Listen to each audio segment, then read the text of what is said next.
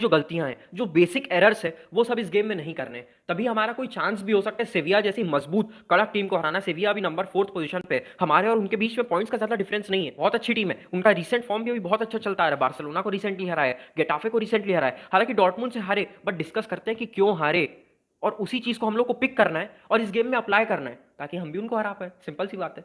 हाँ, तो सिविया का मेन टैक्टिक है क्या?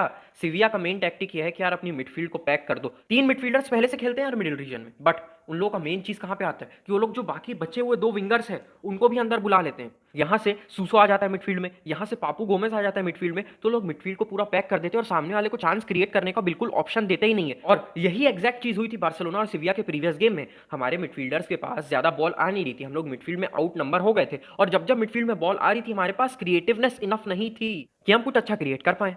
इसीलिए हम लोग इतना इजीली डोमिनेट हो गए उस पूरे गेम में। हमारे पास ज्यादा बॉल थी भी नहीं, बॉल थी तो सिर्फ बैक पासिंग से थी, सिर्फ यूजलेस पोजीशन था, कुछ क्रिएटिव और कुछ अच्छा पोजीशन हमारे पास था ही नहीं। तो इस प्रॉब्लम को सॉल्व करने के लिए क्या किया जाए?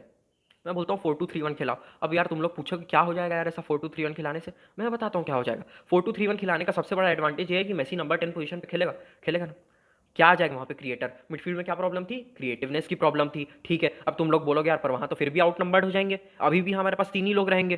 तो यहाँ पे तो आता है ना, यहाँ पे तो आता है 4-2-3-1 का एडवांटेज। दोनों जो विंगर्स हैं, चाहे कोई भी खेले यार उस पोजीशन पे, डेम्बेले खेले, ट्रिंकाओ खेले, ग्रीजमैन खेले, कोई भी खेले, उसको मिडफील्ड में आने बोलो ना, ये इधर से आ जाएगा, ये इधर से आ जाएगा, एकदम सिंपल, एकदम बेसिक। हमारे पास 5, उनके पास 5। अब यहाँ पे एडवांटेज क्या है हमारे पास? मेसी पेड्री का कनेक्शन, मेसी फ्रैंकी डियोंग का कनेक्शन, अगर ग्रीजमैन खेलता तो मेसी ग्रीजमैन का कनेक्शन। यहाँ ऐसे ऐसे गेम जीत सकते हैं हम, अगर उनको उन्हीं के टैक्टिक्स से हम हराने की कोशिश करें तो ही हम गेम जीत सकते हैं। अगर वापस वही बुस्केट्स, फ्रैंकी डियोंग और पेड्री की मिडफील्ड लेके हम लोग चले जाएंगे तो वापस हारेंगे यार, लिख के ले लो तुम लोग ये बात। उस मिडफील्ड के साथ गेम को जीतना नियरली इम्पॉसिबल है। इसीलिए एक ऐसी मिडफील्ड खिलाओ जो उनके साथ नंबर टू नंबर मैच कर सके, प्लस हमारे पास कनेक्शंस भी हों, क्योंकि यार कनेक्शंस बहुत ज्यादा इंपॉर्टेंट है। अगर लास्ट गेम में देखोगे तो फाइनल थर्ड में हम लोगों ने कितने पासेस किए? ना के बराबर। हमारे पासेस बहुत ही ज्यादा कम थे।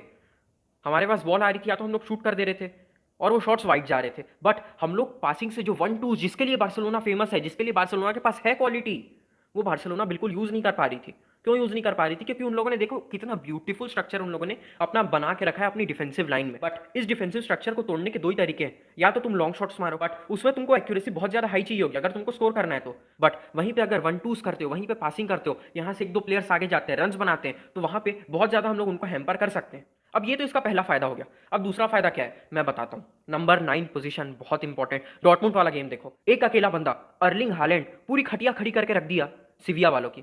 अब इसका मेन रीजन क्या है? क्योंकि यार देखो सिविया का ऐसा है कि कुंडे, अगर तुम लोग प्रीवियस गेम में देखो तो बहुत आगे आता है, बहुत आगे आके खेलने का ट्राई करता है, उसने गोल भी मारा है, तो तुम लोग को पता ही हो कितना एडवांस प्लेयर है। विंग पोजीशन पे भी बहुत बार जाके खेला है, मैंने अपने पिछले वीडियो में बोला था इस बात को। तो उस कुंडे को अपनी जगह पर रोकने के लिए, तू सेंटर बैक है, तू सेंटर बैक बन के खेल, तो उसको वहां पे रोकने के लिए क्या करना पड़ेगा? एक नंबर 9 बिठा दो ना वहां पे। अगर वो नंबर 9 कंटिन्यूअस पुश करता रहेगा, अगर वो नंबर 9 एक कंटिन्यूअस रिस्क बना रहेगा उसके सामने, तो क्या उसकी हिम्मत होगी आगे आने की? नहीं होगी ना।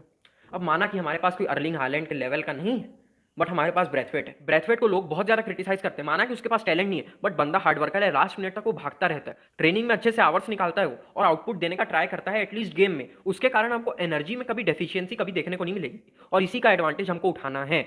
हम लोग को ब्रैथवेट को क्या बोलना है? भाई तू पुश करते ही रहे, तू कंटिन्यू उनके मुड़ी पे खड़ा हो जा, खड़ा हो जा वहां पे, और उनके दोनों सेंटर बैक्स को आगे मत आने दे।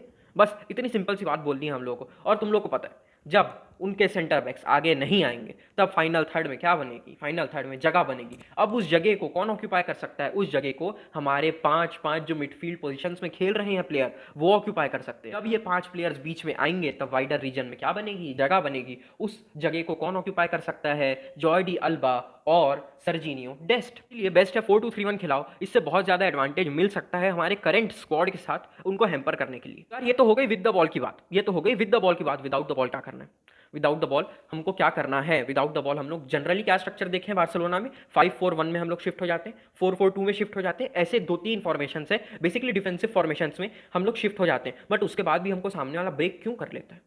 क्योंकि हमारे जो प्लेयर्स हैं वो अच्छे से ट्रैक बैक नहीं करते, स्पेशली अगर इनकी बात करें तो हम लोग को मेन फोकस क्या करना है कि हम लोग ट्रैक बैक करें। जैसे इस गोल में देख लो, इस गोल में बहुत सारे प्लेयर्स ट्रैक बैक कर सकते थे, बट उन लोगों ने ट्रैक बैक किया नहीं और उसका फल हम लोग को भुगतना पड़ा। ऐसे जो ओपन एरियाज दे देते हैं हम लोग डिफेंडिंग के टाइम में, ये एकदम ओपन एरिया हो गया, ये एकदम ओपन एरिया हो गया, इन सब ओपन एरियाज को हमको देना नहीं है। इसके लिए एक ही सुझाव है कि यार डिफेंस में कम्युनिकेशन होना चाहिए, और कम्युनिकेशन बढ़ेगा क्योंकि एक बंदे के वापस आने के चांसेस बढ़ गए हैं, जिसका नाम है रोनाल्ड अराउहो। और मैं बता नहीं सकता मैं कितना खुश हूँ, बेस्ट डिफेंडर बार्सिलोना का इस सीजन का वापस आ सकता है कल। और अगर वो और पीके की पार्टनरशिप हुई तो बहुत अच्छी बात है। मैं तो चाहता हूँ उसकी और मिंगेजा की पार्टनरशिप हो, बट वो नियरली इंपॉसिबल है क्योंकि हम सब जानते हैं कोमेन कैसा टीम सिलेक्शन करता है। तो बेसिकली पीके और अराउहो ही स्टार्ट करेंगे और काफ़ी अच्छा हो सकता है कॉम्बिनेशन।